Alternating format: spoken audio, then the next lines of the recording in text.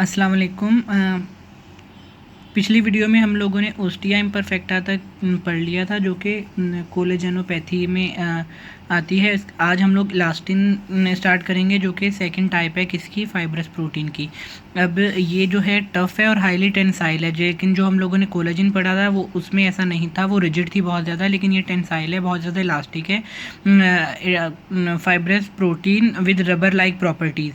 उसके बाद हम लोग क्या कहते हैं, इलास्टिक फाइबर जो कि लंग्स में मिलता है वो किससे बना हुआ है, इलास्टिन और ग्लाइकोप्रोटीन से मिलके बना हुआ है। ये प्रेजेंट कहाँ पर होती है, लंग्स में प्रेजेंट होती है, आर्टरीज, लार्ज आर्टरीज में प्रेजेंट होती है, और इलास्टिक लिगामेंट जिसमें भी स्ट्रेचेबिलिटी चाहिए होती है ये उनमें प्रेजेंट होती है। उसके बाद हम लोग क्या कहते हैं, ये स्ट्रेच होती है several time to normal length, और उसके बाद ये ओरिजिनल शेप में वापस आने की भी प्रॉपर्टी रखती है। उसके बाद हम लोग कहते हैं इसका स्ट्रक्चर क्या है। स्ट्रक्चर इसका ये है कि ये खुद जो है इंसोल्यूबल है, वाइल जो इसका प्रिकर्सर है, जो इसके अब्बो अजदाद हैं, वो सॉल्यूबल थे। अब वो कौन है, वो है ट्रोपोइलास्टिन। ट्रोपोइलास्टिन जो है वो पॉलीपेप्टाइड पे बनी हुई है, जो कि तकरीबन 700 अमीनो एसिड्स पर मुश्तमिल है। उसके बाद हम लोग क्या कहते हैं कि इलास्टिन जो है वो खुद भी रिच है किसमें, प्रोलीन और लाइसिन की तरह, जैसे कि हमारा कोलेजन प्रोटीन थी। उसके बाद हम लोग कहते हैं लेकिन इसमें उसमें तो हाइड्रोक्सी प्रोलीन और हाइड्रोक्सी लाइसिन की भी अच्छी तादाद थी ना, लेकिन इसमें बहुत ज़्यादा कम होंगी हाइड्रोक्सी प्रोलीन और हाइड्रोक्सी लाइसिन। उसके बाद हम लोगों ने जैसे ट्रोपोकोलेजिन के साथ पढ़ा था कि ट्रोपोकोलेजिन जो है वो एक्स्ट्रा सेलुलर मैट्रिक्स में आएगी। एक्स्ट्रा सेलुलर मैट्रिक्स में क्या होगा कि उसके साथ जो लेकिन हाँ, पहले इसके साथ क्या होगा, ट्रोपोमाइसिन जो है वो एक्स्ट्रा सेलुलर मैट्रिक्स में आके ग्लाइकोप्रोटीन अपने साथ अटैच करेगी। ग्लाइकोप्रोटीन की भी कौन सी एक क्लास है, माइक्रोफाइब्रिल, उसका एग्जाम्पल है फाइब्रिन, उसको अपने साथ अटैच करेगी। तो हम लोगों ने ऊपर भी पढ़ा, तो क्या बन जाएगा, इलास्टिक फाइबर बन जाएगा। उसके बाद हम लोग क्या कहते हैं अभी भी, लेकिन इसका नाम हम लोगों ने ट्रोपोइलास्टिन ही रखा हुआ है, क्योंकि इसमें भी एक और स्टेप है। अब वो स्टेप कौन सा है, वो स्टेप है जैसे कि हम लोगों ने पीछे पढ़ा था, एक एंजाइम है जो कि क्या करवाता है, हमारी जो वो कोलेजन फाइबर था, जो ट्रोपोकोलेजन था, उसकी एक मतलब एक एंजाइम था जिसका नाम था लाइसेल ऑक्सीडेज, जो कि क्रॉस लिंक बनाता था आपस में। तो इधर भी लाइसेल ऑक्सीडेज प्रेजेंट होगा, लेकिन वहाँ पर वो क्या करता था कि लाइसिन को अलाइसिन में कन्वर्ट कर देता था, और हाइड्रोक्सीलाइसिन को हाइड्रोक्सी अलाइसिन में कन्वर्ट कर देता था। लेकिन यहाँ पर क्या है, यहाँ पर हाइड्रोक्सीलाइसिन तो इतने होंगे ही नहीं, पहले हम लोगों ने पढ़ा बहुत माइनर क्वांटिटी में, तो इसीलिए लाइसिन को कन्वर्ट करेगा अलाइसिन में।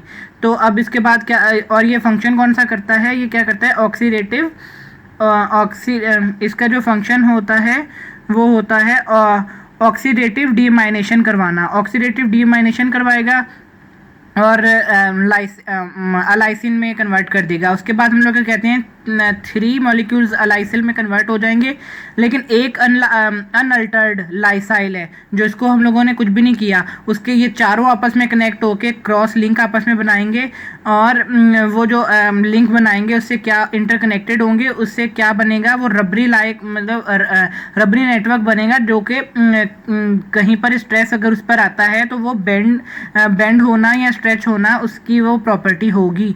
उसके बाद हम लोग कहते हैं, जैसे कि पीछे भी हम लोगों ने बताया, स्क्लेरा या और भी डिजीज़ होती हैं, इधर भी बिल्कुल ऐसे ही डिजीज़ होंगी। इसकी डिजीज़ कौन सी है, इसमें तो इसकी डिजीज़ है कि जो हमारी फाइब्रिल प्रोटीन आके अटैच हुई थी, फाइब्रिन, तो उसमें म्यूटेशन हुई है। तो फाइब्रिन जो कि ग्लाइकोप्रोटीन है, उसमें क्या उसमें प्रॉब्लम है, और वो क्या उसको क्या कहेंगे। अब जो डिजीज़ है उसको हम लोग कहते हैं मार्फन साइंड्रोम, और जो प्रॉब्लम है वो जो है ना, म्यूटेशन की वजह से इसकी वो हो जाएगी, मिसफोल्ड हो जाएगी। और उसके बाद क्या कहते हैं कि इससे होगा क्या, हम में कौन से चीज़ें होंगी, वो है हमारे स्केलेटल की इंटीग्रिटी ख़राब कर देगी, आईज का मसला होगा, और कार्डियोवैस्कुलर सिस्टम का मसला होगा। उसके बाद हम लोग क्या कहते हैं कि इस डिजीज़ में एबनॉर्मल फाइब्रिन जो है वो नॉर्मल फाइब्रिन के साथ मिलकर उसका भी काम ख़राब करेगी, मतलब उसको भी सही फंक्शन नहीं करने देगी। उसके बाद एक और बहुत ख़ास चीज़ है वो ये है कि जो मार्फन सिंड्रोम है जो हम लोगों ने अभी पढ़ा, या उसके बाद है ओस्टियोजेनेसिस इम्परफेक्टा या फिर एहलर्स डेल्सन सिंड्रोम जो था EDS, इन तीनों में एक सिम्टम कॉमन होगा, ठीक है। अब वो एक सिम्टम कॉमन कौन सा होगा, वो है ब्लू स्क्लेरा, मतलब तीनों में जो ब्लू कलर के निशानात या पिगमेंटेशन स्किन पे नज़र आएंगी। और वो क्यों नज़र आती हैं कि जो हमारी स्किन है उस एरिया से बहुत पतली हो जाती है, बहुत ज़्यादा थिन हो जाती है, तो जो अंडरलाइंग पिगमेंट्स होती हैं वो नज़र आने लग जाती हैं। उसके बाद हमारे पास आता है अल्फा-1 एंटीट्रिप्सिन क्या है और वो इलास्टिन डिग्रेडेशन में क्या रोल प्ले करता है। इलास्टेज एंजाइम है, उसकी डिग्रेडेशन में या उसकी इनहेबिटेशन में क्या रोल प्ले करता है। उसके बाद हम लोग कहते हैं कि सबसे पहले तो अल्फा-1 एंटीट्रिप्सिन एक प्रोटीन है जो कहाँ पर पाई जाती है, ब्लड में पाई जाती है या अदर हमारे बॉडी फ्लूइड्स में पाई जाती है। अल्फा-1 एंटीट्रिप्सिन का शॉर्ट फॉर्म है AAT, जो कि इनहेबिटर है। इनहेबिटर किस चीज़ का है, वो प्रोटियोलाइटिक एंजाइम। अब प्रोटियोलाइटिक एंजाइम क्या है, नाम से जाहिर है, प्रोटियो मतलब प्रोटीन और लाइटिक मतलब लाइसिस करने वाला या तोड़ने वाला। तो अब उसके एग्जांपल्स कौन सी हैं, लाइक पेप्टाइडेज, प्रोटीएजेज, उसके बाद प्रोटीनेजेज। एंड अभी यहाँ पर इतना लिखा हुआ है, आगे फिर हम लोग पढ़ेंगे कि ट्रिप्सिन जो है वो भी तो प्रोटीन की डाइजेशन करवाता है, उसको भी इनहेबिट करेगा। और इसी के नाम पर इसका नाम रखा गया है एंटी ट्रिप्सिन। अल्फा-1 एंटी ट्रिप्सिन किसके नाम पर रखा गया है, ट्रिप्सिन के, क्योंकि उसको भी इनहेबिट करवाता है। उसके बाद ये तो हो गया, इसका हम लोगों ने फंक्शन वगैरह पढ़ लिए, लेकिन इसका सबसे जो ज़्यादा इधर इंपॉर्टेंट हम लोग पढ़ेंगे इलास्टिन के टॉपिक में, वो ये है कि अल्फा-1 एंटीट्रिप्सिन जो है फिजियोलॉजिकल रोल प्ले करता है। किस में फिजियोलॉजिकल रोल प्ले करता है, to inhibit the neutrophil elastase.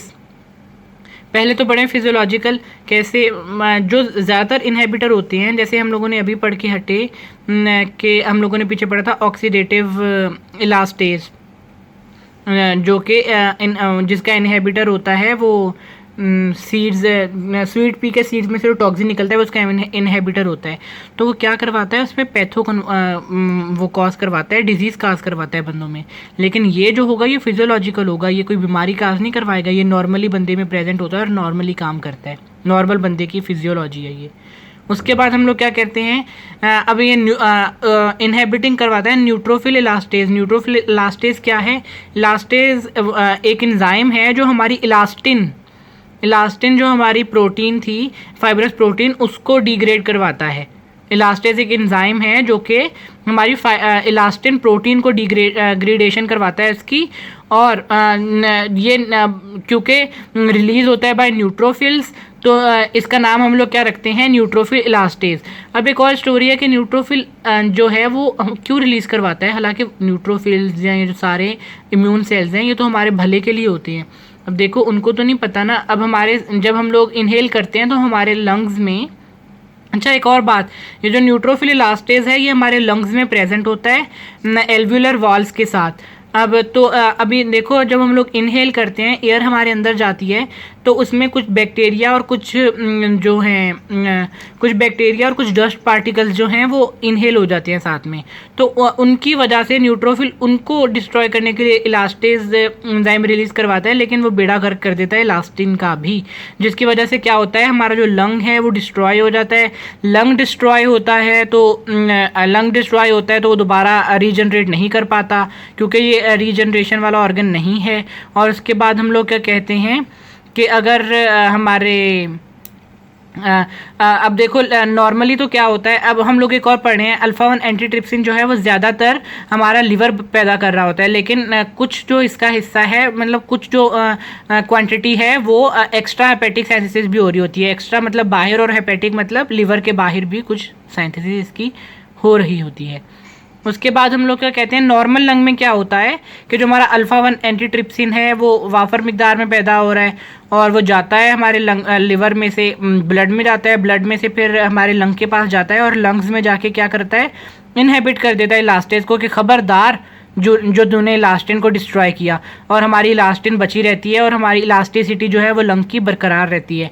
लेकिन कभी कभी क्या होता है कि हमारा अल्फा-1 एंटीट्रिप्सिन ही इम्पेयर्ड हो जाता है, ख़राबी हो जाती है इसमें, तो हमारा जो प्रोटीएजेज एंजाइम है, प्रोटीएजेज कंपनी का जो एंजाइम है हमारा इलास्टेज, न्यूट्रोफिल इलास्टेज, वो मज़े से काम करता है, तो और वो तोड़ फोड़ के रख देता है हमारे लंग को, जिसकी वजह से हमारा लंग सख्त हो जाता है, क्योंकि हम लोगों ने पढ़ा था इलास्टिन जो है इलास्टिसिटी प्रोवाइड करता है। तो उसकी वजह से क्या होगा कि हमारा लंग्स जो है वो बिल्कुल हार्ड हो जाएगा और बंदा सांस लेने में मुश्किल होगी बहुत ज़्यादा, और डिजनरेशन ऑफ इलास्टिन हो जाएगी। तो इससे क्या होगी, हमें बहुत ज़्यादा पल्मोनरी डिजीज़ होंगी। पल्मोनरी मतलब एयर ट्रैक्ट की डिजीज़ होंगी। उसके बाद ये यहाँ पर ये वाली चीज़ में मैंने आपको सारी बता दी। यही लिखा हुआ है कि अगर जो है न्यूट्रोफिल इलास्टेज जो है नॉर्मली लो लेवल होता है, लेकिन जब हमें डिजीज़ हो जाती है किसकी, अल्फा 1 एंटीट्रिप्सिन में कुछ मसला हो जाता है, तो तब ये ज़्यादा आ जाता है और काम ज़्यादा करता है और हमें पल्मोनरी डिजीज़ काज करवाता है। उसके बाद आता है alpha 1 antitrypsin and emphysema. Alpha 1 antitrypsin को तो हम लोग अभी जान चुके हैं, तो उसकी डिफिशिएंसी से हमें पता है डिजीज़ होती है पल्मोनरी डिजीज़। अब इन्फाइसीमा क्या है, ये जैसे हम लोग पल्मोनरी डिजीज़ का नाम ले रहे हैं वही इन्फाइसीमा है। हमारे जो अल्फा 1 एंटीट्रिप्सिन की कमी की वजह से क्या होगी, इन्फाइसीमा, जिसमें हार्डनिंग ऑफ लंग्स हो जाते हैं, सांस लेने में मुश्किल होती है, तो ये इन्फाइसीमा है। तो 2 to 5% पेशेंट्स जो हैं इन्फाइसीमा के किस वजह से होते हैं, इनहेरिटेड डिफेक्ट्स हैं। इनहेरिटेड मतलब जेनेटिक डिजीज़ की वजह से जेनेटिक म्यूटेशन होती है अल्फा 1 एंटीट्रिप्सिन की फॉर्मेशन में, जिसकी वजह से ये हमें डिजीज़ काज होती है।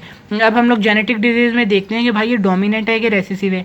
जैसे हम लोगों ने उसमें पढ़ा था EDS डिजीज़ जो कोलेजन की थी, उसमें हम लोगों ने पढ़ा था कि वो तो भाई डोमिनेंट है, एक जीन भी डिफेक्टेड आ गई तो फ़ौरन अपना रोल प्ले करेगी और हमें डिजीज़ काज करवा देगी।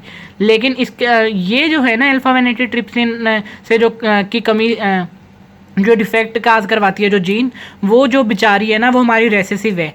अब इसके लिए क्या होता है कि अगर दोनों पेरेंट्स से डिफेक्टेड जीन आई है, आपकी मदर ने भी डिफेक्टेड जीन दिया है और आपके फादर ने भी डिफेक्टेड जीन दी है, तब हमें ये डिजीज़ काज हो सकती है इन्फाइसीमा। वरना अगर एक की डिफेक्टेड आई है और एक की नहीं, तो हमें फिनोटाइपिक जो है मतलब हमारी फिजिकल अपीयरेंस में कोई ऐसी या हमें कोई डिजीज़ काज नहीं करवा पाएगी वो जीन।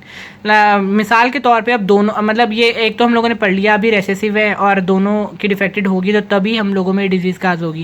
मिसाल के तौर पे ये डिजीज़ काज हो रही है तो इसमें जो है प्रोसीजर क्या होगा, प्रोसीजर क्या होता है, जब भी हमें इनहेरिटेड जीन आ गई है तो वो जीन जो है वो प्योराइन बेस्ड म्यूटेशन करवाएगी। उसमें क्या होता है कि हमारा जो ग्लूटामिक एसिड नॉर्मल पोजीशन पे एक पे लगना होता है, 342 अमीनो एसिड की जगह पर जो ग्लूटामिक एसिड लगना होता है, लाइसिन आता है और उसको कहता है चल तू इत्थों तुर जा, और उसकी जगह पर आके खुद लग जाता है। तो लाइसिन जब ग्लूटामिक एसिड की जगह पर लग जाता है तो तब ये हमारे पास एक जो मिसफोल्डेड फॉर्म ऑफ प्रोटीन बन जाती है। देख ले कितनी छोटी म्यूटेशन की वजह से ये काम हो गया है। तो अभी क्या होता है कि हमारी जो मोनोमेरिक जो हमारी हुई थी अल्फा 1 एंटीट्रिप्सिन, उसमें वो क्या हो जाएगी, नॉर्मल जो थी वो किस में कन्वर्ट हो जाएगी मिसफोल्डेड फॉर्म में, पॉलीमराइज होगी और वहाँ पर एग्रीगेट हो जाएगी। एग्रीगेट मतलब जमा होना, बहुत ज़्यादा जगह जमा हो जाएगी किसमें, rough endoplasmic reticulum of hepatocyte, liver cell में, और उसके भी किस ऑर्गेनेल में, रफ एंडोप्लाज्मिक रेटिकुलम। हम लोगों ने पढ़ा था रफ एंडोप्लाज्मिक रेटिकुलम के साथ राइबोसोम अटैच होते हैं और राइबोसोम में ही तो हमारी प्रोटीन्स बनती हैं ना। तो वहाँ पर प्रोटीन बनी थी और अंदर गई थी वो बेचारी पोस्ट ट्रांसलेशनल मॉडिफिकेशन के लिए, लेकिन बेचारी बाहर ही नहीं आ पाई क्योंकि वो मोटी थी, रास्ता तंग था, बेचारे वहीं पर जमा होती रही, मतलब रफ एंडोप्लाज्मिक रेटिकुलम के अंदर जमा होती रही, जिसकी वजह से हेपेटोसाइट में एग्रीगेशन हो गई किसकी, misfolded form of alpha 1 antitrypsin. इससे क्या होगा कि हमारी जो लिवर डिजीज़ भी काज हो सकती हैं। लंग डिजीज़ तो जो काज होगी अल्फा 1 एंटीट्रिप्सिन की कमी की वजह से, लेकिन उसके साथ साथ हमारे साथ लिवर डिजीज़ होंगी जिसमें हम लोग कहते हैं सिरहोसिस ऑफ लिवर हो जाता है, हमारा लिवर सुकड़ने लग जाता है, सूजने लग जाता है, स्केरिंग ऑफ लिवर। वैसे तो सूजने लग जाता है, बेचारे का काम तो कम हो जाता है ना, इसलिए स्केरिंग ऑफ लिवर इधर नाम दिया गया है। उसके बाद हम लोग क्या कहते हैं, जैसे कि हम लोगों ने पढ़ा था इसकी वजह से इसकी कमी से क्या होगा कि ये जाएगा ही नहीं बेचारा, उधर लीवर में ही फंसा रह जाएगा। लेकिन जो हमारा इलास्टेज है भाई उसको तो मौका मिल गया, न्यूट्रोफिल इलास्टेज है, वो मज़े से भाई वो करवाएगा हमारी वो जाके इन्फाइसीमा करवाएगा। इन्फाइसीमा कैसे करवाएगा कि इलास्टिन को डिस्ट्रॉय करता रहेगा, हमारे लंग सख्त हो जाएंगे और वो सारी जो प्रोसीजर मैं आपको पहले बता चुका हूँ। अब हम लोग कहते हैं कि स्मोकिंग की वजह से ना लंग डिजीज़ काज होती है। लंग्स डिजीज़ में भी हम लोग कहते हैं एम्फाइसीमा काज हो जाती है। भाई वो कैसे? वो तो भाई जेनेटिक है, लेकिन हम लोगों ने पढ़ा है सिर्फ 2 to 5% जेनेटिक है। उसके अलावा जो है वो हमारी स्मोकिंग जो है इसके रेट को बढ़ा देती है। वो कैसे बढ़ाती है? हमारे अंदर एक मिथ्योनाइन वो पड़ा होता है अमीनो एसिड, जो कि किसके लिए ज़रूरी होता है? वो ज़रूरी होता है अल्फ़ा 1 एंटीट्रिप्सिन को अपना काम करने के लिए ज़रूरी होता है। वो उसका उसका पार्टनर बन के जाता है। जब उसने इनहेबिट करना होता है तो मिथोनाइन उसका बाइंडिंग के लिए हेल्प करता है। टारगेट को बाइंड करने के लिए मिथोनाइन उसकी हेल्प करता है। टारगेट कौन सा है? हमारा न्यूट्रोफिल इलास्टेज है, जिसको इनहेबिट करवाना है। लेकिन जो स्मोकर हैं, जो स्मोक करते हैं, उसमें क्या होती है कि ऑक्सीडेशन हो जाती है। ऑक्सीडेशन किसकी होती है? मिथोनाइन की। अब बेचारा मिथोनाइन ही बीमार पड़ा है, तो उसको वो भली अल्फा एंटीट्रिप्सिन लिवर से बन के हमारे लंग्स में आता भी है। वो मिथ्योनाइन को कहता है यार चल मेरी मदद कर, तो मिथ्योनाइन कहता है मैं पहले ही बीमार हूँ भाई, मैं नहीं जा सकता। तो इसकी वजह से क्या होता है कि हमारा अल्फा 1 एंटीट्रिप्सिन के होने के बावजूद भी जो न्यूट्रोफिल है वो अपना मज़े से काम कर रहा होता है, क्योंकि वो टारगेट तक अटैच ही नहीं हो पाता, बाइंड ही नहीं हो पाता, क्योंकि उसके लिए मिथ्योनाइन ज़रूरी होता है और मिथ्योनाइन बेचारा ऑक्सीडाइज पड़ा है। इसलिए हम स्मोकर्स के अंदर अल्फा 1 एंटीट्रिप्सिन की डिफिशिएंसी होती है, जिसकी वजह से लंग डिस्ट्रक्शन होती है। उसके बाद हम लोग कहते हैं कि जो जेनेटिक हम लोगों ने ऊपर डिसऑर्डर पढ़ा था, जेनेटिक डिसऑर्डर की वजह से जो हम में इन्फाइसीमा काज हो रही थी, उसका हम लोग उसको कैसे ट्रीट करते हैं कि उसकी हर हफ्ते एक ऑगमेंटेशन थेरेपी होती है, जिसमें हम लोग उसको इंट्रावेनस एडमिनिस्ट्रेशन करते हैं, मतलब इंजेक्शन लगाते हैं किसका? अल्फा 1 एंटीट्रिप्सिन का। अब हम लोगों ने अल्फा 1 एंटीट्रिप्सिन वेनस में लगाया, समझो ब्लड में लगाया, ब्लड में से वो जाती है लंग्स के पास और लंग्स में जाके वो इनहेबिट कर देती है किसको?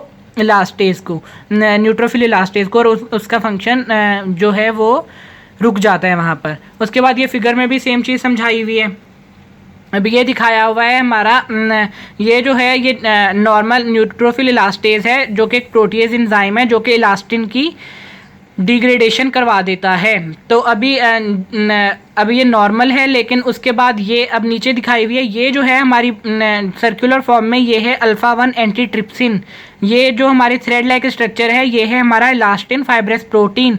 अब ये नॉर्मली क्या होता है, नॉर्मली नहीं मतलब पैथोलॉजिकली क्या होता है कि हमारी अल्फा 1 एंटीट्रिप्सिन तो बन ही नहीं रही, तो क्या होगा? ये जो है जो न्यूट्रोफिल है इलास्टेज है, न्यूट्रोफिल इलास्टेज वो मज़े से आएगा और इसको डिग्रेड कर देगा।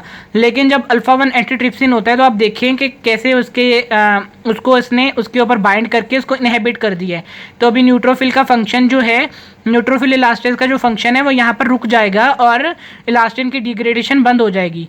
तो यहाँ पर यही बताया हुआ है कि कैसे ये जो है, ये जो लाइनिंग शो हो रही है ये हमारा लंग एल्यूविलाई है, और ये लंग एल्यूविलाई की वो है सरफेस है, मेम्ब्रेन है उसकी, और ये बाहर जो है ये एक्स्ट्रा सेलुलर स्पेस है। ये फिगर बहुत अच्छी है, इससे आपको बहुत काफ़ी ज़्यादा मदद होगी।